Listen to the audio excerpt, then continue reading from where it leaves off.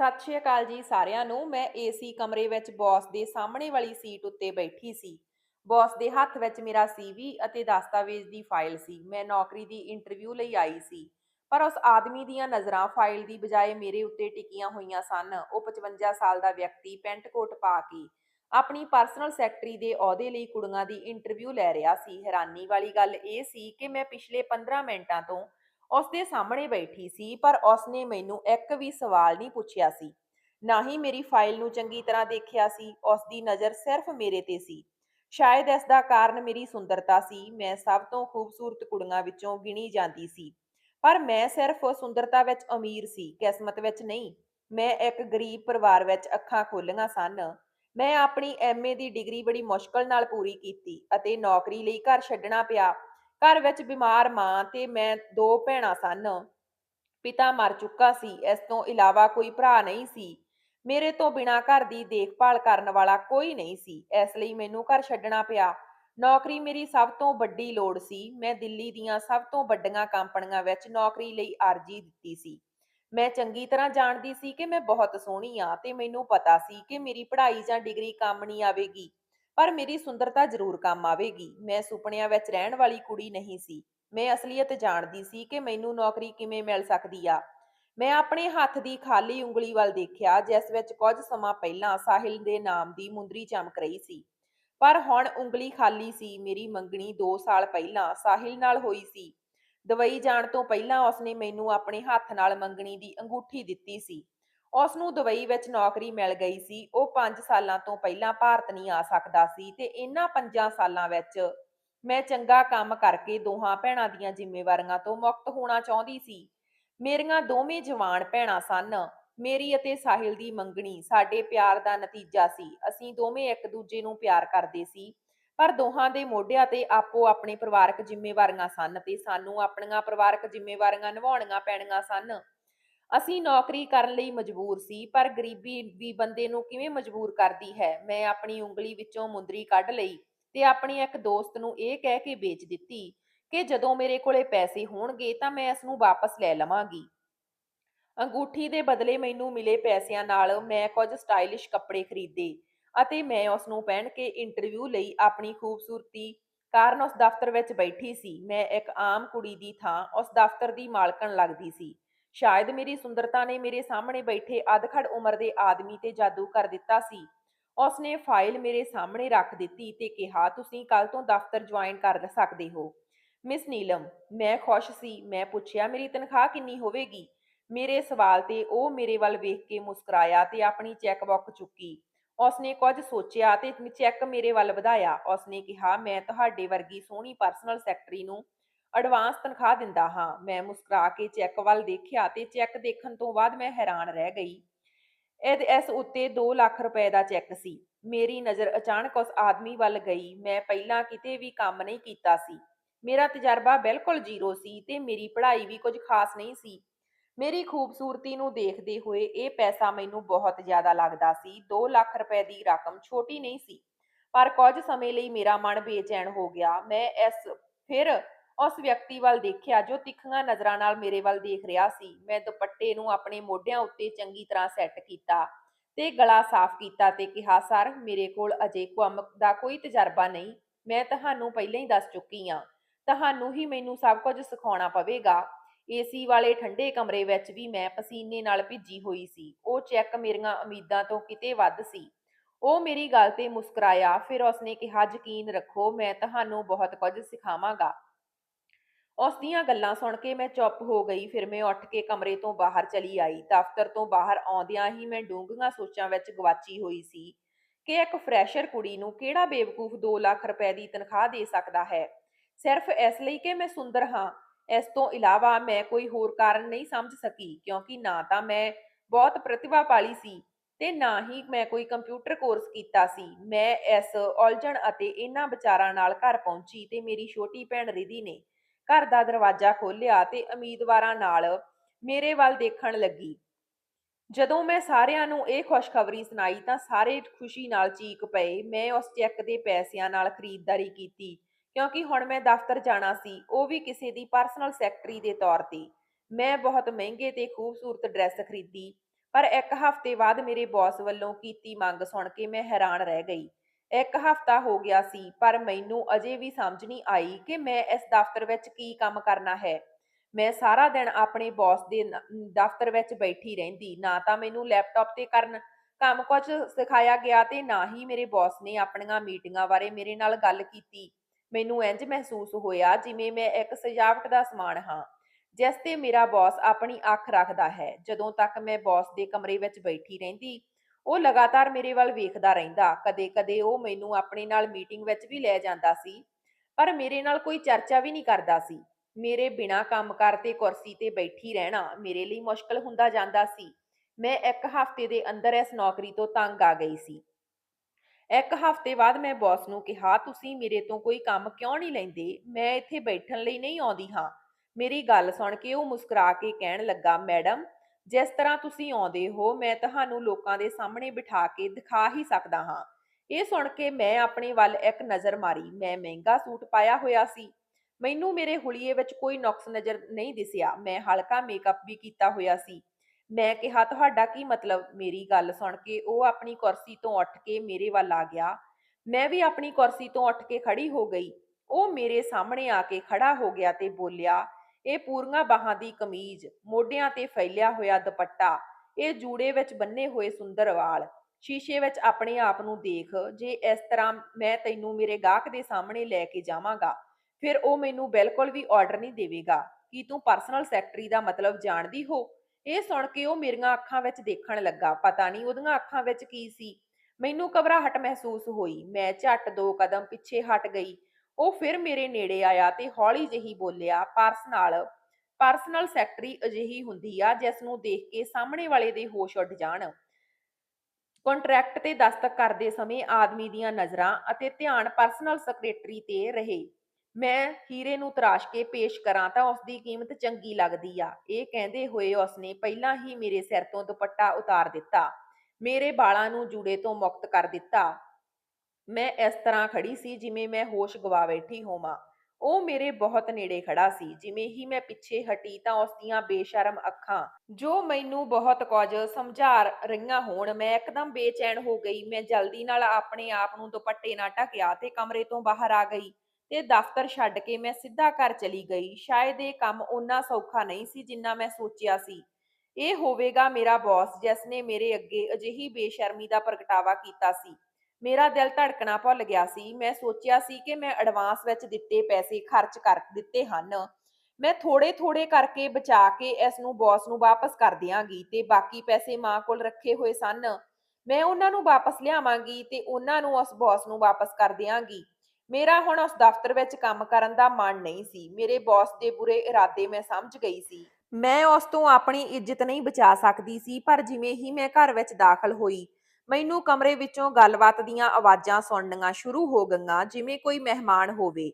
ਜਿਵੇਂ ਹੀ ਮੈਂ dining room ਵਿੱਚ ਦਾਖਲ ਹੋਈ, ਉੱਥੇ ਕੁਝ ਅਜਨਬੀ ਚਾਹ ਬੈਠੇ ਪੀ ਰਹੇ ਸਨ। ਸਾਹਮਣੇ ਮੇਜ਼ ਤੇ ਖਾਣ ਪੀਣ ਦੀਆਂ ਬਹੁਤ ਸਾਰੀਆਂ ਚੀਜ਼ਾਂ ਪਈਆਂ ਸੀ। ਮੇਰੀ ਮਾਂ ਨੇ ਮੁਸਕਰਾਉਂਦੇ ਹੋਏ ਮੇਰੀ ਜਾਣ ਪਛਾਣ ਨੀਲਮ ਵਜੋਂ ਕਰਵਾਈ। ਸੀਮਾ ਦੀਦੀ ਉਹਨਾਂ ਦੇ ਸਾਹਮਣੇ ਬੈਠੀ ਸੀ। ਮੇਰੀ ਮਾਂ ਨੇ ਮੈਨੂੰ ਮਠਿਆਈ ਖਵਾਈ ਤੇ ਕਿਹਾ, ਸੀਮਾ ਦਾ ਰਿਸ਼ਤਾ ਤੈਅ ਹੋ ਗਿਆ। ਇਹ ਸੁਣ ਕੇ ਮੈਂ ਆਪਣੇ ਬੌਸ ਬਾਰੇ ਸਭ ਕੁਝ ਭੁੱਲ ਗਈ। ਮੈਂ ਖੁਸ਼ ਸੀ। ਸੀਮਾ ਦੀਦੀ ਦਾ ਰਿਸ਼ਤਾ ਤੈਅ ਹੋ ਗਿਆ ਹੈ। ਨਹੀਂ ਤਾਂ ਜਿਵੇਂ-ਜਿਵੇਂ ਸੀਮਾ ਦੀਦੀ ਦੀ ਉਮਰ ਵੱਧਦੀ ਜਾ ਰਹੀ ਸੀ, ਲੱਗਦਾ ਸੀ ਜਿਵੇਂ ਸੀਮਾ ਦੀਦੀ ਡਿਪਰੈਸ਼ਨ ਦਾ ਸ਼ਿਕਾਰ ਹੋ ਰਹੀ ਸੀ। ਮੈਂ ਵੀ ਉਹਨਾਂ ਨੂੰ ਦੇਖ ਕੇ ਉਦਾਸ ਰਹਿਣ ਲੱਗ ਪਈ ਸੀ। ਤੇ ਅੱਜ ਜਦੋਂ ਮੈਨੂੰ ਇਹ ਖਬਰ ਮਿਲੀ ਕਿ ਸੀਮਾ ਦੀਦੀ ਦਾ ਰਿਸ਼ਤਾ ਤੈਅ ਹੋ ਗਿਆ, ਤਾਂ ਮੈਂ ਬਹੁਤ ਖੁਸ਼ ਹੋਈ। ਪਰ ਜਿਵੇਂ ਹੀ ਮਹਿਮਾਨ ਚਲੇ ਗਏ, ਮੇਰੀ ਮਾਂ ਮੈਨੂੰ ਕਹਿਣ ਲੱਗੀ, ਉਹ ਚੰਗੇ ਲੋਕ ਹਨ, ਇਸ ਲਈ ਮੈਂ ਤੁਰੰਤ ਹਾਂ ਕਹਿ ਦਿੱਤੀ। ਉਹ ਸਿਰਫ 6 ਮਹੀਨਿਆਂ ਵਿੱਚ ਵਿਆਹ ਚਾਹੁੰਦੇ ਹਨ। ਵੈਸੇ ਵੀ ਤੇਰੀ ਤਨਖਾਹ ਚੰਗੀ ਆ। ਮੈਂ ਸੋਚ ਰਹੀ ਹਾਂ ਕਿ ਮੈਂ ਤੇਰੇ ਪਿਤਾ ਜੀ ਦੀ ਪੈਨਸ਼ਨ ਤੇ ਗੁਜ਼ਾਰਾ ਕਰਾਂਗੀ ਤੇ ਤੁਹਾਡੀ ਤਨਖਾਹ ਨਾਲ ਸੀਮਾ ਦੇ ਵਿਆਹ ਦੀਆਂ ਤਿਆਰੀਆਂ ਸ਼ੁਰੂ ਕਰਾਂਗੀ। ਇਹ ਸੁਣ ਕੇ ਮੈਂ ਚੁੱਪ ਹੋ ਗਈ। ਰਾਤ ਨੂੰ ਸਾਹਿਲ ਦਾ ਫੋਨ ਆਇਆ, ਪਰ ਮੇਰੇ ਬੌਸ ਦੀਆਂ ਗੱਲਾਂ ਮੇਰੇ ਦਿਮਾਗ ਵਿੱਚ ਘੁੰਮ ਰਹੀਆਂ ਸੀ। ਮੈਂ ਆਪਣੀ ਮਾਂ ਨੂੰ ਕਿਵੇਂ ਦੱਸਾਂ ਕਿ ਮੈਂ ਇਹ ਨੌਕਰੀ ਛੱਡਣਾ ਚਾਹੁੰਦੀ ਹਾਂ? ਉਹ ਮੇਰੀ ਭੈਣ ਦਾ ਰਿਸ਼ਤਾ ਪਹਿਲਾਂ ਹੀ ਤੈਅ ਕਰ ਚੁੱਕੀ ਸੀ। ਮੈਂ ਸੋਚਾਂ ਵਿੱਚ ਗਵਾਚੀ ਹੋਈ ਸੀ, ਹੁਣ ਕੀ ਕਰਾਂ? ਤੇ ਜਦੋਂ ਮੇਰੀ ਭੈਣ ਨੇ ਮੈਨੂੰ ਮੋਬਾਈਲ ਦਿੱਤਾ ਤਾਂ ਮੈਂ ਪੂਰੀ ਤਰ੍ਹਾਂ ਹੈਰਾਨ ਰਹਿ ਗਈ। ਉਸਨੇ ਕਿਹਾ, ਸਾਹਿਲ ਦੀ ਕਾਲ ਆ ਰਹੀ ਆ, ਤੂੰ ਕਿੱਥੇ ਗਈ ਗੁੰਮ ਆ? ਜਦੋਂ ਮੈਂ ਫੋਨ ਵੱਲ ਦੇਖਿਆ ਤਾਂ ਮੇਰੀ ਮੰਗਣੀ ਦੀ ਫੋਟੋ ਦਿਖਾਈ ਦੇ ਰਹੀ ਸੀ। ਮੈਂ ਆਪਣੇ ਫੋਨ ਤੇ ਆਪਣੀ ਮੰਗਣੀ ਦੀ ਫੋਟੋ ਲਾਈ ਹੋਈ ਸੀ। ਮੈਂ ਆਪਣੇ ਉਲਝੇ ਹੋਏ ਮਨ ਨੂੰ ਝੰਜੋੜ ਕੇ ਫੋਨ ਚੁੱਕਿਆ। ਸਾਹਿਲ ਮੈਨੂੰ ਸੀਮਾ ਦਾ ਰਿਸ਼ਤਾ ਪੱਕਾ ਹੋਣ ਤੇ ਵਧਾਈਆਂ ਦੇਣ ਲੱਗਾ।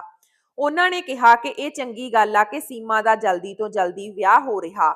ਮੈਂ ਉਸ ਨਾਲ ਠੀਕ ਤਰ੍ਹਾਂ ਗੱਲ ਨਹੀਂ ਕਰ ਪਾ ਰਹੀ ਸੀ। ਸਾਹਿਲ ਨੇ ਪੁੱਛਿਆ, ਕੀ ਗੱਲ ਆ ਨੀਲਮ, ਤੂੰ ਮੇਰੇ ਨਾਲ ਕਿਵੇਂ ਗੱਲ ਕਰ ਰਹੀ ਆ? ਤੂੰ ਹਰ ਰੋਜ਼ ਵਾਂਗ ਗੱਲ ਨਹੀਂ ਕਰ ਰਹੀ। ਮੈਂ ਕਿਹਾ, ਮੈਂ ਤਾਂ ਗੱਲ ਕਰ ਰਹੀ ਆ। ਉਸਨੇ ਕਿਹਾ, ਤੈਨੂੰ ਪਤਾ, ਮੈਂ ਸਾਰਾ ਦਿਨ ਇਸ ਪਲ ਦਾ ਇੰਤਜ਼ਾਰ ਕਰਦਾ ਹਾਂ ਕਿ ਜਦੋਂ ਮੈਂ ਤੇਰੀ ਆਵਾਜ਼ ਸੁਣਦਾ ਹਾਂ ਤਾਂ ਮੈਂ ਦਿਲ ਦੀ ਥਕਾਵਟ ਭੁੱਲ ਜਾਂਦਾ ਹਾਂ। ਮੇਰਾ ਦਿਮਾਗ ਸਾਹਿਲ ਦੀਆਂ ਗੱਲਾਂ ਵੱਲ ਨਹੀਂ ਸੀ। ਮੈਂ ਸਾਹਿਲ ਨੂੰ ਕਿਹਾ, ਮੇਰਾ ਸਿਰ ਦਰਦ ਹੋ ਰਿਹਾ। ਸਾਹਿਲ ਸ਼ਾਇਦ ਮੇਰਾ ਸਿਰ ਦਰਦ ਸੁਣ ਕੇ ਘਬਰਾ ਗਿਆ। ਉਸਨੇ ਕਿਹਾ, ਠੀਕ ਆ, ਤੂੰ ਆਰਾਮ ਕਰ, ਅਸੀਂ ਕੱਲ ਗੱਲ ਕਰਾਂਗੇ। ਸਾਹਿਲ ਨੇ ਫੋਨ ਬੰਦ ਕਰ ਦਿੱਤਾ। ਮੈਨੂੰ ਪਤਾ ਸੀ ਕਿ ਉਹ ਮੈਨੂੰ ਕਿੰਨਾ ਪਿਆਰ ਕਰਦਾ ਸੀ। ਇੱਥੋਂ ਜਾਣ ਤੋਂ ਪਹਿਲਾਂ ਜਦੋਂ ਉਹ ਮੈਨੂੰ ਮਿਲਣ ਆਇਆ ਸੀ ਤਾਂ ਮੈਂ ਉਸਦੇ ਜਾਣ ਦੇ ਬਾਅਦ ਰੋਈ ਸੀ। ਉਸ ਦੀਆਂ ਅੱਖਾਂ ਵਿੱਚ ਵੀ ਹੰਝੂ ਸਨ, ਪਰ ਉਹ ਮੈਨੂੰ ਚੁੱਪ ਕਰਾ ਰਿਹਾ ਸੀ। ਉਸਨੇ ਕਿਹਾ, ਨੀਲਮ ਪਲੀਜ਼, ਇੱਕ ਮੁਸਕਰਾਹਟ ਨਾਲ ਮੈਨੂੰ ਅਲਵਿਦਾ ਆਖ। ਅਤੇ ਮੇਰੇ ਸਾਰੇ ਸਬਰ ਦੇ ਬਾਵਜੂਦ ਮੈਂ ਆਪਣੇ ਹੰਝੂਆਂ ਨੂੰ ਰੋਕ ਨਹੀਂ ਸਕੀ। ਮੈਂ ਕਿਹਾ, 5 ਸਾਲ ਘੱਟ ਨਹੀਂ ਹੁੰਦੇ। ਸਾਹਿਲ ਮੇਰੀ ਸ਼ਿਕਾਇਤ ਤੇ ਕਹਿਣ ਲੱਗਾ ਕਿ ਮੈਨੂੰ ਜਾਣਾ ਤਾਂ ਪੈਣਾ ਹੀ ਆ। ਮੈਂ ਤੈਨੂੰ ਆਪਣੇ ਘਰ ਲਿਆਉਣ ਤੋਂ ਪਹਿਲਾਂ ਘੱਟੋ ਘੱਟ ਆਪਣਾ ਘਰ ਬਣਾ ਲੈਣਾ ਚਾਹੁੰਦਾ ਹਾਂ, ਤਾਂ ਜੋ ਬਾਅਦ ਵਿੱਚ ਕੋਈ ਮੁਸ਼ਕਲ ਨਾ ਆਵੇ। ਪਰ ਜੇ ਤੂੰ ਇਸ ਤਰ੍ਹਾਂ ਕਰੇਂਗੀ ਤਾਂ ਮੈਂ ਨਹੀਂ ਜਾ ਸਕਾਂਗਾ। ਫਿਰ ਤੂੰ ਆਪਣੀ ਸਾਰੀ ਜ਼ਿੰਦਗੀ ਕਿਰਾਏ ਦੇ ਮਕਾਨ ਤੇ ਰਹਿ ਕੇ ਗੁਜ਼ਾਰੇਂਗੀ। ਉਹ ਆਪਣੇ ਹੱਥ ਨਾਲ ਮੇਰੇ ਹੰਝੂ ਸਾਫ਼ ਕਰ ਰਿਹਾ ਸੀ। ਮੈਂ ਸਾਹਿਲ ਵੱਲ ਦੇਖ ਕੇ ਪੁੱਛਿਆ, ਰਹਿ ਸਕੋਗੇ ਮੇਰੇ ਤੋਂ ਬਿਨਾਂ 5 ਸਾਲ? ਮੇਰੇ ਸਵਾਲ ਤੇ ਉਸ ਦੀਆਂ ਅੱਖਾਂ 'ਚ ਹੰਝੂ ਆ ਗਏ, ਪਰ ਉਸਨੇ ਝੱਟ ਆਪਣੇ ਹੰਝੂ ਸਾਫ਼ ਕਰਦੇ ਹੋਏ ਕਿਹਾ, ਇਸ ਲਈ ਮੈਂ ਤੈਨੂੰ ਮੁੰਦਰੀ ਪਾ ਕੇ ਜਾ ਰਿਹਾ ਹਾਂ ਤਾਂ ਜੋ ਤੈਨੂੰ ਗਵਾਉਣ ਦਾ ਡਰ ਨਾ ਰਹੇ। ਬਾਹਰ ਰਹਿਣਾ ਮੇਰੀ ਮਜਬੂਰੀ ਆ, ਮੈਂ ਆਪਣੇ ਹਾਲਾਤ ਵੀ ਸੁਧਾਰਨੇ ਹਨ। ਇਹ ਕਹਿ ਕੇ ਉਹ ਮੇਰੇ ਕਮਰੇ ਤੋਂ ਬਾਹਰ ਜਾਣ ਲੱਗਾ, ਪਰ ਉਸਨੇ ਮੈਨੂੰ ਨਾ ਕਰ ਦਿੱਤੀ ਕਿ ਤੂੰ ਬਾਹਰ ਨਾ ਆ। ਮੈਂ ਪੁੱਛਿਆ, ਕਿਉਂ? ਤਾਂ ਉਸਨੇ ਕਿਹਾ ਕਿ ਮੈਂ ਤੇਰੇ ਸਾਹਮਣੇ ਨਹੀਂ ਜਾਣਾ ਚਾਹੁੰਦਾ। ਤੇਰੀਆਂ ਅੱਖਾਂ 'ਚ ਹੰਝੂ ਵੇਖ ਕੇ ਮੇਰੇ ਲਈ ਆਪਣੇ ਆਪ ਤੇ ਕਾਬੂ ਰੱਖਣਾ ਔਖਾ ਹੋ ਜਾਵੇਗਾ। ਉਸਦੀ ਆਵਾਜ਼ ਵਿੱਚ ਸੱਚਮੁੱਚ ਦਰਦ ਸੀ। ਫਿਰ ਉਹ ਤੁਰੰਤ ਕਮਰੇ ਤੋਂ ਬਾਹਰ ਚਲਾ ਗਿਆ। ਸਾਹਿਲ ਦੀਆਂ ਯਾਦਾਂ ਨੇ ਮੈਨੂੰ ਕੁਝ ਪਲ ਲਈ ਸਭ ਕੁਝ ਭੁਲਾ ਦਿੱਤਾ ਸੀ। ਮੈਂ 2 ਦਿਨ ਦਫ਼ਤਰ ਨਹੀਂ ਗਈ। ਜਦੋਂ ਮੇਰੀ ਮਾਂ ਨੇ ਕਾਰਨ ਪੁੱਛਿਆ ਤਾਂ ਮੈਂ ਸਿਰ ਦਰਦ ਦਾ ਬਹਾਨਾ ਬਣਾ ਦਿੱਤਾ। ਪਰ ਤੀਜੇ ਦਿਨ ਡਰਾਈਵਰ ਨਾਲ ਮੇਰੇ ਬੌਸ ਦੀ ਕਾਰ ਮੇਰੇ ਘਰ ਦੇ ਸਾਹਮਣੇ ਖੜੀ ਸੀ। ਮੇਰੀ ਮਾਂ ਵੀ ਪੁੱਛਣ ਲੱਗੀ ਕਿ ਤੂੰ ਛੁੱਟੀ ਕਿਉਂ ਲੈਣ ਲੱਗ ਪਈ ਆ? ਤੂੰ ਹੁਣੇ-ਹੁਣੇ ਆਪਣੀ ਨਵੀਂ ਨੌਕਰੀ ਸ਼ੁਰੂ ਕੀਤੀ ਆ। ਇਹ ਨਾ ਹੋਵੇ ਕਿ ਛੁੱਟੀ ਕਾਰਨ ਤੇਰੀ ਨੌਕਰੀ ਚਲੀ ਜਾਵੇ। ਸੀਮਾ ਦਾ ਵਿਆਹ ਵੀ ਆ ਗਿਆ ਹੈ, ਇਸ ਲਈ ਮੈਂ ਤਿਆਰ ਹੋ ਕੇ ਕਾਰ ਵਿੱਚ ਬੈਠ ਗਈ। ਮੈਨੂੰ ਕੁਝ ਹੈਰਾਨੀ ਹੋਈ ਕਿਉਂਕਿ ਬੌਸ ਨੇ ਕਦੇ ਵੀ ਦਫ਼ਤਰ ਦੇ ਸਟਾਫ ਲਈ ਆਪਣੀ ਨਿੱਜੀ ਕਾਰ ਨਹੀਂ ਭੇਜੀ ਸੀ। ਇਸ ਲਈ ਜਦੋਂ ਕਾਰ ਦਫ਼ਤਰ ਦੀ ਬਜਾਏ ਇੱਕ ਮਾਲ ਦੇ ਸਾਹਮਣੇ ਰੁਕੀ ਤਾਂ ਮੈਂ ਡਰਾਈਵਰ ਵੱਲ ਹੈਰਾਨੀ ਨਾਲ ਦੇਖਿਆ।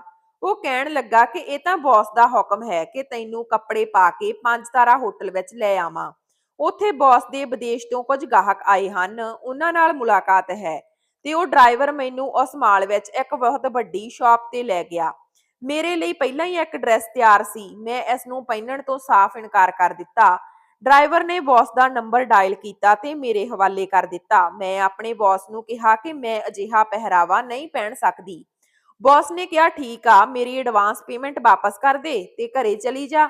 ਸ਼ਹਿਰ ਵਿੱਚ ਤੇਰੇ ਤੋਂ ਵੱਧ ਸੁੰਦਰ ਕੁੜੀਆਂ ਹਨ। ਜੇ ਮੇਰੇ ਇੱਕ ਚੈੱਕ ਤੇ ਮੈਨੂੰ ਉਸੇ ਤਰ੍ਹਾਂ ਦਿਖਾਈ ਦੇਣਗੀਆਂ ਜਿਵੇਂ ਮੈਂ ਚਾਹੁੰਦਾ ਹਾਂ।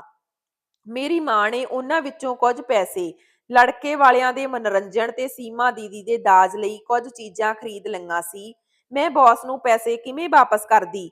ਮੈਂ ਚੁੱਪ ਹੋ ਗਈ। ਇਹ ਮੇਰੀ ਪਹਿਲੀ ਮਜਬੂਰੀ ਸੀ ਜਿਸ ਨੇ ਮੈਨੂੰ ਇਹ ਹਾਸੋਹੀਣਾ ਪਹਿਰਾਵਾ ਪਹਿਨਣ ਲਈ ਮਜਬੂਰ ਕੀਤਾ। ਉੱਥੇ ਇੱਕ ਕੁੜੀ ਮੌਜੂਦ ਸੀ ਜਿਸ ਨੇ ਸਿਰਫ 1 ਘੰਟੇ ਵਿੱਚ ਮੇਕਅਪ ਨਾਲ ਮੇਰੀ ਸੁੰਦਰਤਾ ਨੂੰ ਵਧਾ ਦਿੱਤਾ। ਮੈਨੂੰ ਇਸ ਘਟੀਆ ਪਹਿਰਾਵੇ ਅਤੇ ਇਸ ਦਿੱਖ ਤੋਂ ਸ਼ਰਮ ਮਹਿਸੂਸ ਹੋ ਰਹੀ ਸੀ। ਡਰਾਈਵਰ ਮੈਨੂੰ ਬਹੁਤ ਹੀ ਆਲੀਸ਼ਾਨ ਮਹਿੰਗੇ 5 ਤਾਰਾ ਹੋਟਲ ਵਿੱਚ ਲੈ ਗਿਆ, ਜਿੱਥੇ ਮੇਰਾ ਬੌਸ ਕੁਝ ਪਰਦੇਸੀਆਂ ਨਾਲ ਬੈਠਾ ਸ਼ਰਾਬ ਪੀ ਰਿਹਾ ਸੀ। ਜਦੋਂ ਉਹਨਾਂ ਨੇ ਮੈਨੂੰ ਦੇਖਿਆ ਤਾਂ ਸਾਰੇ ਹੀ ਮੇਰੇ ਵੱਲ ਦੇਖਦੇ ਰਹਿ ਗਏ। ਮੇਰਾ ਬੌਸ ਤੁਰੰਤ ਖੜਾ ਹੋ ਗਿਆ ਤੇ ਆਪਣੀ ਬਾਹ ਮੇਰੇ ਮੋਢੇ ਤੇ ਰੱਖ ਕੇ ਮੇਰੀ ਜਾਣ ਪਹਿਚਾਣ ਕਰਵਾਉਣਾ ਸ਼ੁਰੂ ਕਰ ਦਿੱਤੀ। ਮੈਨੂੰ ਆਪਣੇ ਬੌਸ ਦੇ ਨੇੜੇ ਆਉਣ ਦਾ ਬਹੁਤ ਬੁਰਾ ਲੱਗ ਰਿਹਾ ਸੀ। ਮੈਂ ਬਹੁਤ ਘਬਰਾ ਰਹੀ ਸੀ। ਮੈਨੂੰ ਅਜਿਹੀਆਂ ਗੱਲਾਂ ਦੀ ਆਦਤ ਨਹੀਂ ਸੀ। ਬਸ ਨਹੀਂ, ਮੈਨੂੰ ਉਹਨਾਂ ਵਿੱਚੋਂ ਇੱਕ ਆਦਮੀ ਕੋਲ ਬਿਠਾਇਆ। ਦੁਪਹਿਰ ਦੇ ਖਾਣੇ ਦੇ ਦੌਰਾਨ ਵੀ ਸਾਰੀਆਂ ਨਜ਼ਰਾਂ ਮੇਰੇ ਤੇ ਹੀ ਸਨ। ਉਸ ਸਮੇਂ ਮੈਂ 4 ਬੰਦਿਆਂ ਵਿਚਕਾਰ ਇਕੱਲੀ ਔਰਤ ਸੀ। ਰਾਤ ਦੇ ਖਾਣੇ ਤੋਂ ਬਾਅਦ ਮੇਰਾ ਬੌਸ ਮੈਨੂੰ ਉਸੇ ਹੋਟਲ ਦੇ ਦੂਜੇ ਕਮਰੇ 'ਚ ਲੈ ਗਿਆ। ਉਸ ਕਮਰੇ ਵਿੱਚ ਮੈਂ ਤੇ ਮੇਰਾ ਬੌਸ ਸੀ ਤੇ ਇੱਕ ਹੋਰ ਆਦਮੀ ਸੀ, ਜਿਸ ਦੀ ਉਮਰ ਵੀ ਮੇਰੇ ਬੌਸ ਦੇ ਆਸ-ਪਾਸ ਸੀ। ਉਸ ਆਦਮੀ ਦੀ ਨਜ਼ਰ ਮੇਰੇ ਤੇ ਸੀ ਤੇ ਉਹ ਮੇਰੇ ਬੌਸ ਦੇ ਸਾਹਮਣੇ ਰੱਖੀ ਫਾਈਲ ਤੇ ਦਸਤਕ ਕਰ ਰਿਹਾ ਸੀ। ਸ਼ਾਇਦ ਕੰਟਰੈਕਟ ਤੇ ਦਸਤਕ ਹੋ ਰਹੇ ਸਨ। ਮੇਰੇ ਬੌਸ ਦੇ ਚਿਹਰੇ ਤੇ ਖੁਸ਼ੀ ਦੇਖਣ ਯੋਗ ਸੀ। ਮੈਂ ਦਿਲ ਵਿੱਚ ਸ਼ੁਕਰ ਕੀਤਾ ਕਿ ਮੇਰੀ ਜਾਨ ਛੁੱਟੀ। ਹੁਣ ਮੈਂ ਘਰ ਜਾ ਸਕਦੀ ਹਾਂ, ਪਰ ਮੈਨੂੰ ਨਹੀਂ ਪਤਾ ਸੀ ਕਿ ਅਜੇ ਤਾਂ ਮੇਰਾ ਸਭ ਕੁਝ ਲੁੱਟਣਾ ਬਾਕੀ ਸੀ। ਉਦੋਂ ਹੀ ਵੇਟਰ ਅੰਦਰ ਆਇਆ। ਉਸਦੇ ਹੱਥ ਵਿੱਚ ਇੱਕ ਟਰੇ ਸੀ, ਜਿਸ ਵਿੱਚ ਜੂਸ ਦੇ 3 ਗਲਾਸ ਸਨ। ਬੌਸ ਨੇ ਮੇਰੇ ਸਾਹਮਣੇ ਗਲਾਸ ਰੱਖ ਦਿੱਤਾ। ਮੈਨੂੰ ਉਹ ਜੂਸ ਪੀਣ ਲਈ ਮਜਬੂਰ ਕੀਤਾ ਗਿਆ। ਇਸ ਦੌਰਾਨ ਬੌਸ ਅਤੇ ਆਦਮੀ ਆਪਣੇ ਬਾਰੇ ਗੱਲਾਂ ਕਰਦੇ ਰਹੇ, ਪਰ ਜਿਵੇਂ ਹੀ ਉਹ ਜੂਸ ਪੀਤਾ, ਮੈਨੂੰ ਨੀਂਦ ਆਉਣ ਲੱਗੀ। ਮੈਨੂੰ ਸਮਝ ਨਹੀਂ ਆ ਰਹੀ ਸੀ ਕਿ ਨੀਂਦ ਦਾ ਮੇਰੇ ਤੇ ਅਸਰ ਕਿਉਂ ਹੋ ਰਿਹਾ। ਮੈਨੂੰ ਬਹੁਤ ਚੱਕਰ ਆ ਰਹੇ ਸੀ ਤੇ ਫਿਰ ਮੇਰੇ ਬੌਸ ਨੇ ਖੜੇ ਹੋ ਕੇ ਉਸ ਆਦਮੀ ਨਾਲ ਹੱਥ ਮਿਲਾਇਆ ਤੇ ਕਮਰੇ ਤੋਂ ਬਾਹਰ ਚਲੇ ਗਏ ਤੇ ਫਿਰ ਕਮਰੇ ਦਾ ਦਰਵਾਜ਼ਾ ਬੰਦ ਕਰ ਦਿੱਤਾ। ਇਹ ਸਭ ਮੈਨੂੰ ਯਾਦ ਆ, ਪਰ ਉਸ ਤੋਂ ਬਾਅਦ ਮੈਂ ਬੇਹੋਸ਼ ਹੋ ਗਈ। ਇਹ ਸੱਚ ਕਿਹਾ ਜਾਂਦਾ ਕਿ ਜੋ ਸੌਂ ਜਾਂਦਾ ਹੈ ਉਹ ਸਭ ਕੁਝ ਗਵਾ ਲੈਂਦਾ ਹੈ। ਮੇਰੇ ਨਾਲ ਵੀ ਅਜਿਹਾ ਹੀ ਕੁਝ ਹੋਇਆ। ਜਦੋਂ ਮੈਂ ਆਪਣੀਆਂ ਅੱਖਾਂ ਖੋਲ੍ਹੀਆਂ, ਮੇਰੇ ਕੋਲ ਆਪਣੀ ਤਬਾਹੀ ਦੇ ਹੰਝੂ ਵਹਾਉਣ ਤੋਂ ਇਲਾਵਾ ਕੁਝ ਨਹੀਂ ਬਚਿਆ ਸੀ। ਉਸ ਅੰਗਰੇਜ਼ ਨੇ ਕੰਟਰੈਕਟ ਦੇ ਬਦਲੇ ਮੈਨੂੰ ਬਰਬਾਦ ਕਰ ਦਿੱਤਾ ਸੀ। ਜਿਵੇਂ ਹੀ ਮੈਨੂੰ ਹੋਸ਼ ਆਈ, ਮੈਂ ਰੋਣ ਅਤੇ ਚੀਕਾਂ ਮਾਰਨ ਲੱਗ ਪਈ। ਉਸ ਆਦਮੀ ਨੇ ਸ਼ਰਾਬ ਪੀਤੀ ਹੋਈ ਸੀ। ਮੈਨੂੰ ਕਿਹਾ ਕਿ ਉਸ ਨੂੰ ਪਰੇਸ਼ਾਨ ਨਾ ਕਰੋ, ਤੁਹਾਡੇ ਬੌਸ ਦਾ ਡਰਾਈਵਰ ਬਾਹਰ ਤੁਹਾਡਾ ਇੰਤਜ਼ਾਰ ਕਰ ਰਿਹਾ, ਮੇਰਾ ਕਮਰਾ ਛੱਡੋ। ਉਸ ਦੀਆਂ ਨਫ਼ਰਤ ਭਰੀਆਂ ਤੇ ਅਪਮਾਨਜਨਕ ਗੱਲਾਂ ਸੁਣ ਕੇ ਮੈਂ ਉੱਠ ਕੇ ਹੋਟਲ ਤੋਂ ਬਾਹਰ ਨਿਕਲ ਗਈ। ਸਾਹਮਣੇ ਬੌਸ ਦੀ ਕਾਰ ਖੜੀ ਸੀ, ਜਿਸ ਵਿੱਚ ਡਰਾਈਵਰ ਬੈਠਾ ਸੀ। ਕਾਰ ਵਿੱਚ ਬੈਠ ਕੇ ਮੈਂ ਰੋਣ ਲੱਗੀ। ਉਹ ਮੈਨੂੰ ਉਸੇ ਮਾਲ ਵਿੱਚ ਲੈ ਗਿਆ ਤਾਂ ਜੋ ਮੈਂ ਆਪਣੇ ਪੁਰਾਣੇ ਹੁਲੀਏ ਵਿੱਚ ਵਾਪਸ ਆ ਸਕਾਂ। ਮੈਂ ਆਪਣੇ ਕੱਪੜੇ ਬਦਲੇ ਤੇ ਉਸਦੇ ਡਰਾਈਵਰ ਨੇ ਮੈਨੂੰ ਮੇਰੇ ਘਰ ਦੇ ਸਾਹਮਣੇ ਛੱਡ ਦਿੱਤਾ। ਰਾਤ ਦਾ ਹਨੇਰਾ ਸੀ। ਇਸ ਹਨੇਰੇ ਵਿੱਚ ਮੇਰੀ ਜ਼ਿੰਦਗੀ ਵਿੱਚ ਵੀ ਹਨੇਰਾ ਹੋ ਗਿਆ ਸੀ। ਜਦੋਂ ਮੈਂ ਕਾਰ ਤੋਂ ਹੇਠਾਂ ਉਤਰਨ ਲੱਗੀ ਤਾਂ ਡਰਾਈਵਰ ਨੇ ਮੈਨੂੰ ਚੈੱਕ ਦੇ ਦਿੱਤਾ। ਉਸਨੇ ਕਿਹਾ ਕਿ ਬੌਸ ਨੇ ਤੈਨੂੰ ਬੋਨਸ ਦਿੱਤਾ ਹੈ। ਤੁਸੀਂ ਬੌਸ ਦੇ ਗਾਹਕ ਨੂੰ ਇੰਨਾ ਖੁਸ਼ ਕਰ ਦਿੱਤਾ ਹੈ। ਮੈਨੂੰ ਲੱਗਾ ਜਿਵੇਂ ਉਸਨੇ ਮੇਰੇ ਮੂੰਹ ਤੇ ਗਾਲਾਂ ਕੱਢੀਆਂ ਹੋਣ। ਮੈਂ ਚੈੱਕ ਲੈ ਕੇ ਪਾੜਨਾ ਸ਼ੁਰੂ ਕਰ ਦਿੱਤਾ। ਡਰਾਈਵਰ ਨੇ ਕਿਹਾ, ਤੁਸੀਂ ਕੀ ਕਰ ਰਹੇ ਹੋ? ਪਹਿਲਾਂ ਇੱਕ ਨਜ਼ਰ ਮਾਰੋ। ਪਹਿਲਾਂ ਚੈੱਕ ਕਰੋ ਕਿ ਚੈੱਕ ਵਿੱਚ ਕਿੰਨੇ ਪੈਸੇ ਹਨ। ਤੁਸੀਂ ਸਭ ਕੁਝ ਜੋ ਗਵਾ ਚੁੱਕੇ ਹੋ। ਜੇਕਰ ਚੈੱਕ ਫਟ ਗਿਆ ਤਾਂ ਵੀ ਵਾਪਸ ਨਹੀਂ ਆਵੇਗਾ। ਇਹ ਚੈੱਕ ਰੱਖੋ, ਇਹ ਤੁਹਾਡੇ ਲਈ ਬਹੁਤ ਲਾਭਦਾਇਕ ਹੋਵੇਗਾ। ਮੈਂ ਚੈੱਕ ਆਪਣੀ ਮੁੱਠੀ ਵਿੱਚ ਫੜਿਆ, ਕਾਰ ਤੋਂ ਹੇਠਾਂ ਉਤਰੀ ਤੇ ਘਰ ਵਿੱਚ ਦਾਖਲ ਹੋ ਗਈ। ਮੇਰੀ ਮਾਂ ਨੇ ਮੇਰੇ ਹੱਥ ਵਿੱਚ ਚੈੱਕ ਦੇਖ ਕੇ ਮੇਰੇ ਕੋਲੋਂ ਚੈੱਕ ਲੈ ਲਿਆ। ਉਸ ਦੀਆਂ ਅੱਖਾਂ ਖੁੱਲੀਆਂ ਰਹਿ ਗਈਆਂ। 5 ਲੱਖ ਰੁਪਏ ਦਾ ਚੈੱਕ। ਨੀਲਮ, ਤੁਹਾਡੇ ਬੌਸ ਨੇ ਤੈਨੂੰ ਇੰਨੇ ਪੈਸੇ ਕਿਉਂ ਦਿੱਤੇ ਹਨ? ਮੈਂ ਉਸਦੇ ਸਵਾਲ ਤੇ ਆਪਣੀ ਮਾਂ ਵੱਲ ਖਾਲੀ ਅੱਖਾਂ ਨਾਲ ਦੇਖਿਆ। ਮੈਂ ਕਿਵੇਂ ਦੱਸ ਸਕਦੀ ਸੀ ਕਿ ਇਹ ਪੈਸਾ ਮੇਰੀ ਬਰਬਾਦੀ ਦਾ ਹੈ? ਮੇਰੀ ਮਾਂ ਨੇ ਕਿਹਾ, ਅੱਛਾ, ਤੇਰੀ ਭੈਣ ਦੇ ਵਿਆਹ ਦੀ ਗੱਲ ਸੁਣ ਕੇ ਤੇਰੇ ਬੌਸ ਨੇ ਐਡਵਾਂਸ ਪੈਸੇ ਦਿੱਤੇ ਹੋਣਗੇ। ਬਹੁਤ ਵਧੀਆ ਕੀਤਾ ਬੇਟਾ। ਮੈਂ ਉਸ ਨੂੰ ਕਿਵੇਂ ਜਵਾਬ ਦੇ ਸਕਦੀ ਸੀ? ਮੈਂ ਹਾਂ ਵਿੱਚ ਸਿਰ ਹਿਲਾ ਕੇ ਆਪਣੇ ਕਮਰੇ ਵਿੱਚ ਚਲੀ ਗਈ। ਮੈਂ ਆਪਣੇ ਬਿਸਤਰੇ ਤੇ ਜਾ ਕੇ ਉੱਚੀ ਉੱਚੀ ਰੋ ਰਹੀ ਸੀ। ਮੇਰੀ ਬਰਬਾਦੀ ਨੇ ਮੇਰੀ ਭੈਣ ਦੇ ਘਰ ਦੀ ਆਬਾਦੀ ਕੀਤੀ ਸੀ। ਸੀਮਾ ਦੀਦੀ ਦਾ ਸਾਰਾ ਵਿਆਹ ਤਿਆਰ ਸੀ। ਹੁਣ ਉਸ ਵਿਅਕਤੀ ਦਾ ਮੂੰਹ ਦੁਬਾਰਾ ਦੇਖਣਾ ਵੀ ਨਹੀਂ ਚਾਹੁੰਦੀ ਸੀ। ਇਸ ਲਈ ਮੈਂ ਆਪਣੇ ਦਫ਼ਤਰ ਫੋਨ ਕੀਤਾ ਤੇ ਨੌਕਰੀ ਤੋਂ ਜਵਾਬ ਦੇ ਦਿੱਤਾ। ਸਾਹਿਲ ਨੇ ਜਦੋਂ ਫੋਨ ਕੀਤਾ ਤਾਂ ਮੈਂ ਉਸ ਨਾਲ ਗੱਲ ਵੀ ਨਾ ਕੀਤੀ। ਮੈਂ ਉਸ ਨੂੰ ਕੀ ਦੱਸਦੀ ਕਿ ਮੈਂ ਹੁਣ ਉਹੋ ਜਿਹੀ ਨਹੀਂ ਰਹੀ ਜੋ ਤੁਸੀਂ ਮੈਨੂੰ ਛੱਡ ਕੇ ਗਏ ਸੀ।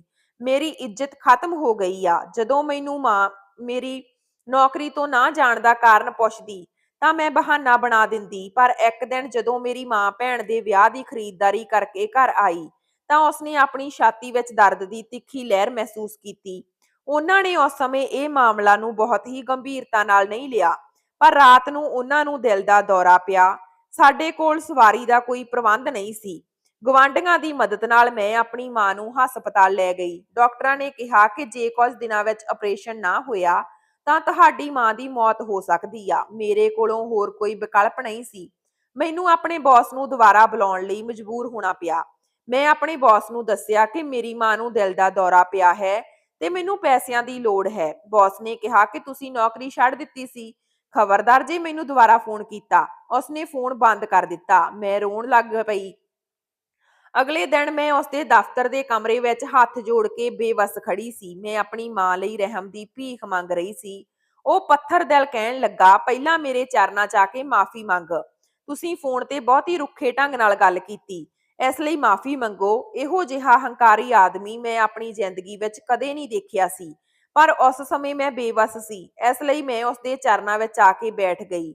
ਮੈਂ ਹੱਥ ਜੋੜ ਕੇ ਮਾਫ਼ੀ ਮੰਗਣ ਲੱਗੀ। ਉਸਨੇ ਆਪਣਾ ਚਿਹਰਾ ਮੇਰੇ ਨੇੜੇ ਕੀਤਾ ਤੇ ਇੱਕ ਸਿਗਰਟ ਪੀ ਕੇ ਉਸਨੇ ਮੇਰੇ ਮੂੰਹ ਤੇ ਸੁੱਟ ਦਿੱਤੀ ਤੇ ਬੜੀ ਨਫ਼ਰਤ ਨਾਲ ਕਹਿਣ ਲੱਗਾ ਕਿ ਮੈਂ ਬਿਨਾਂ ਕਿਸੇ ਮਕਸਦ ਦੇ ਕਿਸੇ ਨੂੰ ਇੱਕ ਪੈਸਾ ਵੀ ਨਹੀਂ ਦਿੰਦਾ।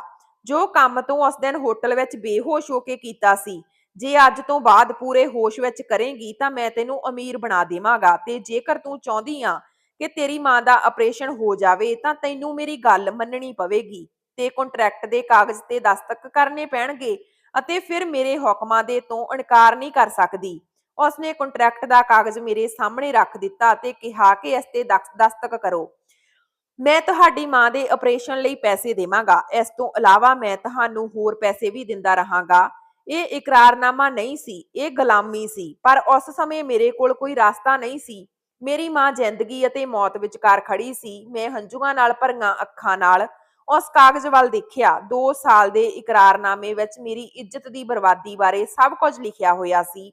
ਮੈਂ ਕੰਬਦੇ ਹੱਥਾਂ ਨਾਲ ਦਸਤਕ ਕਰਦੇ ਸਮੇਂ ਸਾਹਿਲ ਦਾ ਚਿਹਰਾ ਮੇਰੀਆਂ ਅੱਖਾਂ ਸਾਹਮਣੇ ਆਉਣ ਲੱਗਾ, ਪਰ ਉਸ ਸਮੇਂ ਮੇਰੇ ਲਈ ਮੇਰੀ ਮਾਂ ਦੀ ਜ਼ਿੰਦਗੀ ਸਭ ਤੋਂ ਮਹੱਤਵਪੂਰਨ ਸੀ। ਮੈਂ ਉਹਨਾਂ ਕਾਗਜ਼ਾਂ ਤੇ ਦਸਤਕ ਕੀਤੇ। ਉਸ ਦਿਨ ਮੇਰੇ ਅੰਦਰ ਦੀ ਕੁੜੀ ਮਰ ਗਈ ਸੀ। ਉਸ ਵਿਅਕਤੀ ਦੇ ਚਿਹਰੇ ਤੇ ਸ਼ੈਤਾਨੀ ਮੁਸਕਰਾਹਟ ਫੈਲ ਗਈ। ਮੈਂ ਅੱਖਾਂ 'ਚੋਂ ਹੰਝੂ ਪੂੰਝਦੇ ਹੋਏ ਕਿਹਾ, ਮੈਨੂੰ ਹੁਣ ਪੈਸੇ ਦੇ ਦਿਓ, ਮੈਂ ਆਪਣੀ ਮਾਂ ਦਾ ਆਪਰੇਸ਼ਨ ਕਰਾਉਣਾ ਹੈ। ਕਹਿਣ ਲੱਗਾ, ਇੰਨੀ ਕਾਹਲੀ ਕਿਉਂ? ਮੈਂ ਕਿਹਾ, ਮੈਂ ਡਾਕਟਰ ਨੂੰ ਕਹਿ ਕੇ ਆਈ ਹਾਂ ਕਿ ਪੈਸੇ ਦਾ ਇੰਤਜ਼ਾਮ ਕਰਕੇ ਆਵਾਂਗੀ। ਪਰ ਸਾਹਮਣੇ ਬੈਠਾ ਆਦਮੀ ਹੋਰ ਵੀ ਉੱਚੀ ਉੱਚੀ ਹੱਸਣ ਲੱਗਾ। ਉਸਨੇ ਕਿਹਾ ਕਿ ਤੂੰ ਮੇਰੇ ਨਾਲ ਹੋਟਲ ਜਾਵੇਂਗੀ ਤੇ ਮੇਰਾ ਡਰਾਈਵਰ ਤੇਰੀ ਮਾਂ ਦੇ ਆਪਰੇਸ਼ਨ ਲਈ ਹਸਪਤਾਲ ਵਿੱਚ ਪੈਸੇ ਜਮ੍ਹਾਂ ਕਰਵਾ ਦੇਵੇਗਾ। ਆਪਰੇਸ਼ਨ ਹੋਣ ਤੱਕ ਤੁਸੀਂ ਮੇਰੇ ਨਾਲ ਰਹੋਗੇ। ਮੈਂ ਉਸ ਵੱਲੋਂ ਤੰਗ ਨਜ਼ਰਾਂ ਨਾਲ ਦੇਖ ਰਹੀ ਸੀ। ਅਜਿਹਾ ਪੱਥਰ ਦਿਲ ਇਨਸਾਨ ਮੈਂ ਕਦੇ ਨਹੀਂ ਦੇਖਿਆ ਸੀ। ਮੈਨੂੰ ਉਸ ਆਦਮੀ ਨਾਲ ਇੰਨੀ ਨਫ਼ਰਤ ਸੀ ਕਿ ਜੇ ਮੇਰੇ ਵਿੱਚ ਅਜਿਹਾ ਕਰਨ ਦੀ ਤਾਕਤ ਹੁੰਦੀ ਤਾਂ ਮੈਂ ਉਸ ਨੂੰ ਮਾਰ ਦਿੰਦੀ। ਮੈਂ ਕਿਤੇ ਵੀ ਭੱਜ ਨਹੀਂ ਸਕਦੀ ਸੀ। ਮੈਂ ਇਕਰਾਰਨਾਮੇ ਤੇ ਦਸਤਖਤ ਕੀਤੇ ਸਨ ਤੇ ਉਸ ਦੀ ਸੇਵਾ ਕਰਨ ਲਈ ਵੀ ਤਿਆਰ ਸੀ, ਪਰ ਉਸ ਵਿਅਕਤੀ ਦੇ ਅੰਦਰ ਦੀ ਇਨਸਾਨੀਅਤ ਮਰ ਚੁੱਕੀ ਸੀ। ਮੈਂ ਆਪਣੀ ਭੈਣ ਨੂੰ ਫੋਨ ਕੀਤਾ ਜੋ ਮੇਰੀ ਮਾਂ ਲਈ ਹਸਪਤਾਲ ਵਿੱਚ ਸੀ। ਮੈਂ ਕਿਹਾ ਕਿ ਪੈਸੇ ਉਸ ਕੋਲ ਪਹੁੰਚ ਜਾਣਗੇ, ਉਹ ਆਪਰੇਸ਼ਨ ਕਰਵਾ ਲਵੇ। ਮੈਂ ਇੱਕ ਜ਼ਰੂਰੀ ਮੀਟਿੰਗ ਵਿੱਚ ਜਾਣਾ ਹੈ। ਆਪਣੇ ਆਪ ਨੂੰ ਇੱਕ ਬੁੱਢੇ ਆਦਮੀ ਨੂੰ ਸਮਰਪਣ ਕਰਨਾ ਇੱਕ ਚਮਤਕਾਰ ਤੋਂ ਘੱਟ ਨਹੀਂ ਸੀ। ਉਸ ਵਿਅਕਤੀ ਤੋਂ ਮੈਨੂੰ ਬਹੁਤ ਨਫ਼ਰਤ ਮਹਿਸੂਸ ਹੋ ਰਹੀ ਸੀ। ਉਸ ਰਾਤ ਮੇਰਾ ਘਟੀਆ ਬੌਸ ਮੇਰੇ ਸਰੀਰ ਨਾਲ ਆਪਣੀ ਕਾਮ ਵਾਸ਼ਨਾ ਦੀ ਪੂਰਤੀ ਕਰਦਾ ਰਿਹਾ ਅਤੇ ਮੈਨੂੰ ਅਹਿਸਾਸ ਵੀ ਨਹੀਂ ਹੋਇਆ ਕਿ ਮੇਰੀ ਮਾਂ ਇਸ ਦੁਨੀਆ ਤੋਂ ਚਲੀ ਗਈ।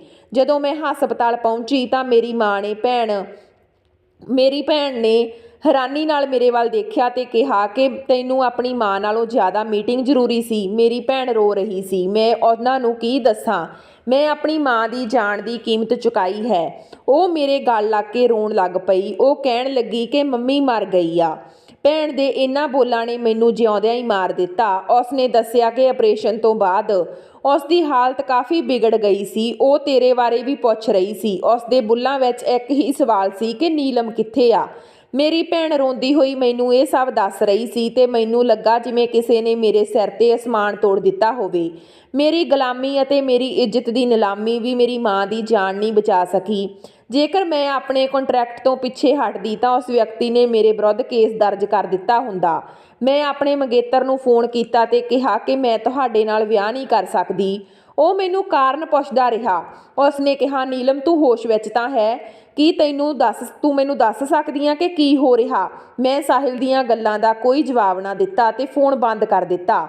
ਮੈਂ ਉਸ ਨਾਲ ਆਪਣਾ ਰਿਸ਼ਤਾ ਖਤਮ ਕਰ ਲਿਆ। ਮੈਂ ਉਸ ਨਾਲ ਧੋਖਾ ਜਾਂ ਬੇਈਮਾਨੀ ਨਹੀਂ ਕਰ ਸਕਦੀ ਸੀ। ਮੈਂ ਇਸ ਤਰ੍ਹਾਂ ਦਾ ਰਸਤਾ ਚੁਣ ਲਿਆ ਸੀ ਜਿਸ ਦੀ ਕੋਈ ਮੰਜ਼ਿਲ ਨਹੀਂ ਸੀ। ਇਸ ਜਗ੍ਹਾ ਤੋਂ ਕੋਈ ਵੀ ਕੁੜੀ ਵਾਪਸ ਨਹੀਂ ਆ ਸਕਦੀ। ਤੇ ਫਿਰ ਮੈਨੂੰ ਪਤਾ ਸੀ ਕਿ ਸਾਹਿਲ ਜਿੱਥੇ ਕੰਮ ਕਰਦਾ ਹੈ ਉੱਥੇ 5 ਸਾਲ ਦਾ ਠੇਕਾ ਹੈ। ਉਸ ਦਾ ਪਾਸਪੋਰਟ ਉਸ ਕੰਪਨੀ ਕੋਲ ਹੈ। ਉਹ ਸਾਹਿਲ ਨੂੰ 5 ਸਾਲ ਤੋਂ ਪਹਿਲਾਂ ਵਾਪਸ ਨਹੀਂ ਆਉਣ ਦੇਣਗੇ। ਰਸਤੇ ਵੱਖ ਕਰ ਦੇਣਾ ਹੀ ਬਿਹਤਰ ਹੈ। ਮੈਂ ਆਪਣੇ ਆਪ ਨੂੰ ਅੰਦਰੋਂ ਮਾਰ ਲਿਆ ਸੀ। ਮੈਨੂੰ ਜੀਣ ਦੀ ਕੋਈ ਇੱਛਾ ਨਹੀਂ ਸੀ, ਪਰ ਜਦੋਂ ਮੈਂ ਆਪਣੀਆਂ ਭੈਣਾਂ ਦੇ ਚਿਹਰਿਆਂ ਵੱਲ ਦੇਖਦੀ ਤਾਂ ਮੈਂ ਇਹ ਜ਼ਿੰਦਗੀ ਜਿਉਣ ਲਈ ਮਜਬੂਰ ਹੋ ਜਾਂਦੀ। ਮੈਂ ਕੁਝ ਦਿਨਾਂ ਬਾਅਦ ਦਫ਼ਤਰ ਜਾਣਾ ਸ਼ੁਰੂ ਕਰ ਦਿੱਤਾ ਤੇ ਜਦੋਂ ਮੇਰੇ ਬੌਸ ਨੇ ਸੁਣਿਆ ਕਿ ਮੇਰੀ ਮਾਂ ਦੀ ਮੌਤ ਹੋ ਗਈ ਆ ਤਾਂ ਉਹਨਾਂ ਨੇ ਝੂਠਾ ਅਫਸੋਸ ਕੀਤਾ। ਹੁਣ ਮੈਂ ਹਰ ਰੋਜ਼ ਦਫ਼ਤਰ ਜਾ ਰਹੀ ਸੀ ਅਤੇ ਉਡੀਕ ਕਰ ਰਹੀ ਸੀ ਕਿ ਅਗਲੀ ਵਾਰ ਮੇਰਾ ਬੌਸ ਮੈਨੂੰ ਕਿਸੇ ਅਮੀਰ ਆਦਮੀ ਨਾਲ ਮਿਲਵਾਏਗਾ ਤੇ ਵਪਾਰਕ ਇਕਰਾਰਨਾਮੇ ਤੇ ਦਸਤਖਤ ਕਰਵਾ ਕੇ ਆਪਣੇ ਕਾਰੋਬਾਰ ਨੂੰ ਅੱਗੇ ਲੈ ਜਾਵੇਗਾ। ਪਰ ਪੂਰਾ ਮਹੀਨਾ ਬੀਤ ਗਿਆ ਸੀ, ਬੌਸ ਨੇ ਮੇਰੀ ਮੀਟਿੰਗ ਕਿਸੇ ਅਮੀਰ ਆਦਮੀ ਨਾਲ ਨਹੀਂ ਕਰਵਾਈ ਸੀ। ਇੱਕ ਦਿਨ ਮੈਂ ਹੈਰਾਨ ਰਹਿ ਗਈ ਜਦੋਂ ਮੈਂ ਦਫ਼ਤਰ ਪਹੁੰਚੀ ਤਾਂ ਮੇਰੇ ਬੌਸ ਦੇ ਕਮਰੇ ਵਿੱਚ ਇੱਕ ਹੋਰ ਖੂਬਸੂਰਤ ਕੁੜੀ ਬੈਠੀ ਸੀ। ਜਦੋਂ ਮੈਂ ਪੁੱਛਿਆ ਤਾਂ ਉਸਨੇ ਕਿਹਾ ਕਿ ਉਹ ਮੇਰੀ ਨਵੀਂ ਸੈਕਟਰੀ ਹੈ। ਮੈਂ ਖੁਸ਼ ਹੋ ਗਈ ਕਿ ਇੰਜ ਜਾਪਦਾ ਹੈ ਜਿਵੇਂ ਮੈਨੂੰ ਨੌਕਰੀ ਤੋਂ ਕੱਢ ਦਿੱਤਾ ਗਿਆ ਹੈ ਤੇ ਮੇਰੀ ਜਾਨ ਬਚ ਜਾਵੇਗੀ। ਪਰ ਉਹਨਾਂ ਕਿਹਾ ਕਿ ਜ਼ਿਆਦਾ ਖੁਸ਼ ਹੋਣ ਦੀ ਲੋੜ ਨਹੀਂ, ਤੂੰ ਵੀ ਮੇਰੀ ਸੈਕਟਰੀ ਰਹੇਂਗੀ। ਉਸ ਤੋਂ ਬਾਅਦ ਮੇਰਾ ਬੌਸ ਉਸੇ ਕੁੜੀ ਨੂੰ ਆਪਣੇ ਨਾਲ ਹੋਟਲ ਲੈ ਜਾਂਦਾ ਪਰ ਮੈਨੂੰ ਦਫ਼ਤਰ ਵਿੱਚ ਛੱਡ ਦਿੰਦਾ ਹੈ। ਮੈਂ ਉਸ ਦੀ ਗੈਰ ਹਾਜ਼ਰੀ ਵਿੱਚ ਦਫ਼ਤਰ ਦਾ ਸਾਰਾ ਕੰਮ ਦੇਖਦੀ ਸੀ। ਮੈਂ ਸੋਚ ਰਹੀ ਸੀ ਕਿ ਉਹ ਮੈਨੂੰ ਹੋਟਲ ਵਿੱਚ ਕਿਉਂ ਨਹੀਂ ਲੈ ਜਾਂਦਾ ਤੇ ਇੱਕ ਦਿਨ ਇਹ ਰਾਜ਼ ਵੀ ਖੁੱਲ੍ਹ ਗਿਆ ਜਦੋਂ ਉਹ ਮੇਰੇ ਨੇੜੇ ਆਇਆ, ਇੰਨੇ ਨੇੜੇ ਕਿ ਉਸਦੇ ਗਰਮ ਸਾਹ ਮੇਰੇ ਚਿਹਰੇ 'ਤੇ ਫੈਲਣ ਲੱਗੇ। ਜਦੋਂ ਮੈਂ ਉਸਨੂੰ ਮੇਰੇ ਤੋਂ ਦੂਰ ਧੱਕਿਆ ਤਾਂ ਉਸਨੇ ਮੇਰੇ ਚਿਹਰੇ ਆਪਣੇ ਹੱਥ ਵਿੱਚ ਫੜ ਲਿਆ ਤੇ ਉਸਨੇ ਕਿਹਾ, ਤੇਰੀ ਹਿੰਮਤ ਕਿਵੇਂ ਹੋਈ ਮੈਨੂੰ ਆਪਣੇ ਤੋਂ ਦੂਰ ਕਰਨ ਦੀ? ਭੁੱਲ ਗਈ ਹੋ ਕਿ ਇਕਰਾਰਨਾਮੇ ਤੇ ਦਸਤਖਤ ਕੀਤੇ ਹਨ ਤੇ ਮੈਂ ਤੇਰੇ ਨਾਲ ਜੋ ਚਾਹਾਂ ਕਰ ਸਕਦਾ ਹਾਂ। ਸ਼ੁਕਰਗੁਜ਼ਾਰ ਹੋਵੇ ਕਿ ਮੈਂ ਤੈਨੂੰ ਹੋਰ ਲੋਕਾਂ ਨਾਲ ਨਹੀਂ ਮਿਲਵਾਉਂਦਾ। ਮੈਂ ਤੈਨੂੰ ਆਪਣੇ ਲਈ ਰੱਖ ਲਿਆ ਹੈ। ਉਸ ਦਾ ਕਾਰਨ ਇਹ ਹੈ ਕਿ ਤੁਸੀਂ ਮੇਰੇ ਦਿਲ ਨੂੰ ਪਸੰਦ ਆ ਗਏ ਹੋ। ਹੁਣ ਤੁਸੀਂ ਸਿਰਫ ਮੇਰੀਆਂ ਰਾਤਾਂ ਨੂੰ ਰੰਗੀਨ ਕਰੋਗੇ, ਹੋਰਾਂ ਦੀਆਂ ਨਹੀਂ। ਤੇ ਇਸ ਲਈ ਮੈਂ ਇੱਕ ਹੋਰ ਸੈਕਟਰੀ ਰੱਖ ਲਈ ਆ। ਹੁਣ ਸਿਰਫ ਮੇਰੇ ਲਈ ਹੀ ਤੁਸੀਂ ਹੋ ਤੇ ਤੁਹਾਨੂੰ ਮੇਰੇ ਲਈ ਹੀ ਸਭ ਕੁਝ ਕਰਨਾ ਪਵੇਗਾ। ਇਹ ਕਹਿ ਕੇ ਉਹ ਮੇਰੇ ਬਹੁਤ ਨੇੜੇ ਆ ਗਿਆ ਤੇ ਮੈਨੂੰ ਆਪਣੀਆਂ ਬਾਹਾਂ ਵਿੱਚ ਲੈ ਲਿਆ। ਮੈਂ ਆਪਣੇ ਬਚਾਵ ਕਰਨ ਲਈ ਆਪਣੇ ਹੱਥ ਪੈਰ ਵੀ ਨਹੀਂ ਮਾਰ ਸਕਦੀ ਸੀ ਕਿਉਂਕਿ ਮੈਂ ਇਕਰਾਰਨਾਮੇ ਤੇ ਦਸਤਖਤ ਕੀਤੇ ਸਨ ਤੇ ਇਸ ਤੋਂ ਬਾਅਦ ਇਹ ਸਿਲਸਿਲਾ ਸ਼ੁਰੂ ਹੋਇਆ। ਇੱਕ ਦਿਨ ਮੈਂ ਉਸਨੂੰ ਕਿਹਾ ਕਿ ਜੇ ਤੈਨੂੰ ਮੇਰੇ ਨਾਲ ਪਿਆਰ ਹੋ ਗਿਆ ਤਾਂ ਤੂੰ ਮੇਰੇ ਨਾਲ ਵਿਆਹ ਕਰਵਾ ਲਾ। ਮੈਂ ਇਹ ਨਿੱਤ ਦਾ ਪਾਪ ਬਰਦਾਸ਼ਤ ਨਹੀਂ ਕਰ ਸਕਦੀ। ਉਸਨੇ ਪੁੱਛਿਆ ਕਿ ਤੇਰੇ ਨਾਲ ਵਿਆਹ ਕਿਉਂ ਕਰਾਂ? ਤੇਰੇ ਵਰਗੀਆਂ ਕੁੜੀਆਂ ਸਿਰਫ ਮਨੋਰੰਜਨ ਲਈ ਹੁੰਦੀਆਂ ਹਨ, ਵਿਆਹ ਲਈ ਨਹੀਂ।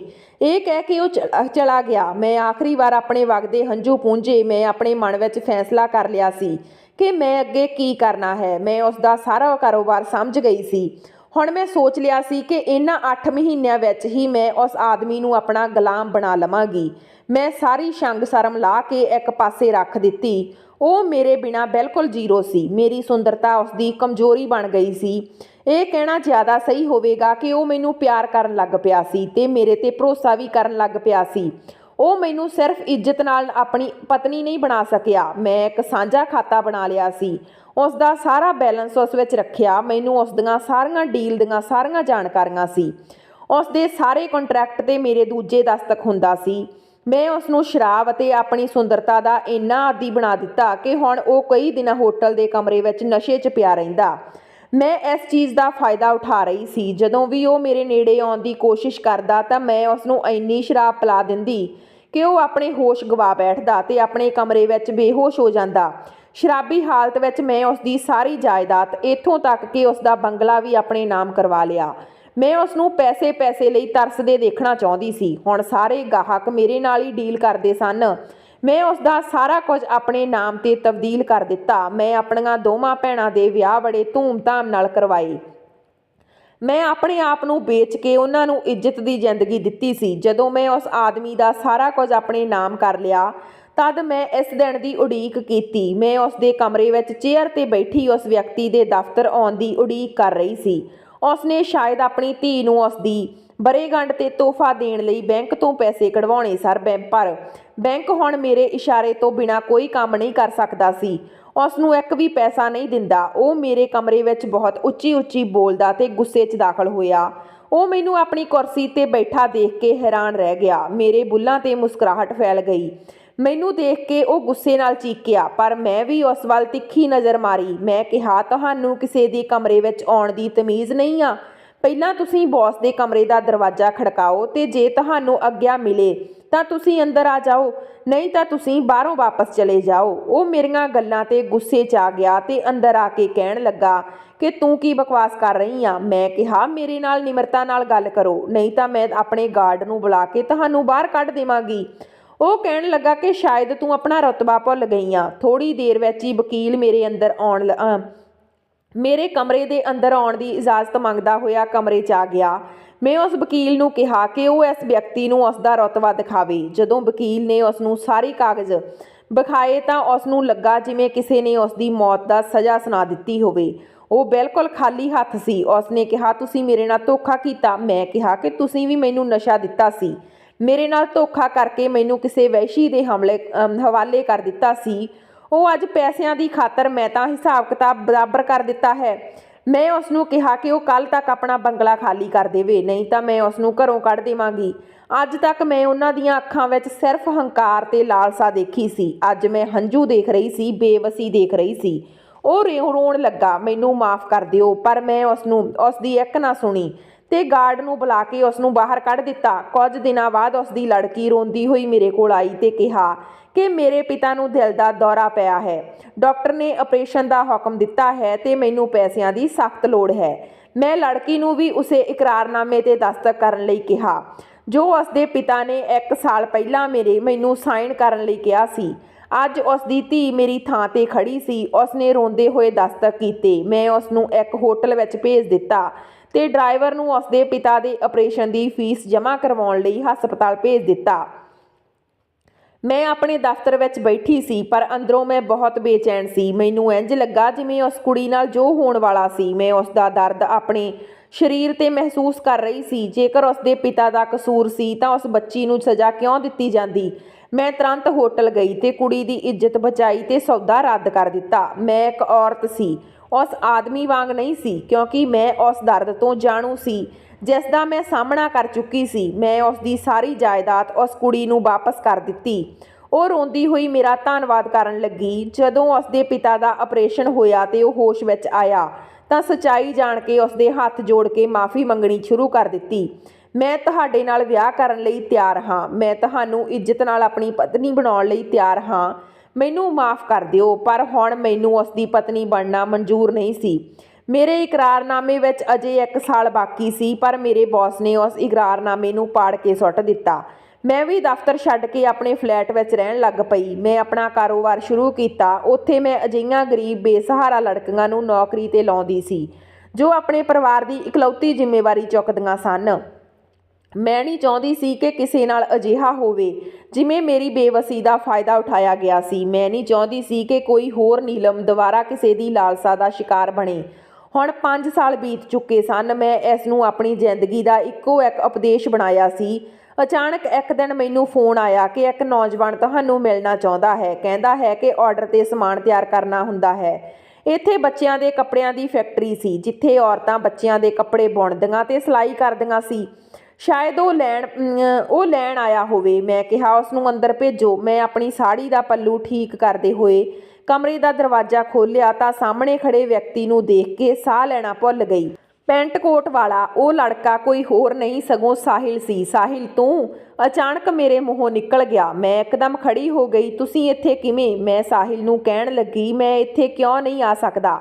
ਮੈਂ ਚਾਹੁੰਦੀ ਸੀ ਕਿ ਸਾਹਿਲ ਇੱਥੋਂ ਚਲਾ ਜਾਵੇ, ਮੈਨੂੰ ਕੋਈ ਸਵਾਲ ਨਾ ਕਰੇ। ਮੈਂ ਉਸ ਨੂੰ ਕੁਝ ਨਹੀਂ ਦੱਸਣਾ ਚਾਹੁੰਦੀ ਸੀ।